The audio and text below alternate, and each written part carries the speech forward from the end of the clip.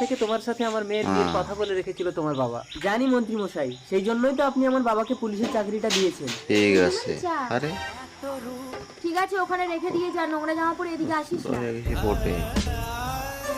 তুমি অমন ভাবে কথা বলছো কেন ওর সাথে? কাজের লোককে কাজের মতনই রাখতে হয়, নইলে মাথায় উঠে গেলে ওদেরকে আর নামানো যায় না। দাঁড়াও পুষ্কর, দুপুরে খেয়ে যাবে না? আপনার মেয়ের ব্যবহারে আমার পেট ভরে গেছে, খাবো না, আসি। এই মল্লিকা, কাঁদিস না রে, তোমার বাবার চাকরিটা কিন্তু চলে যাবে পুষ্কর।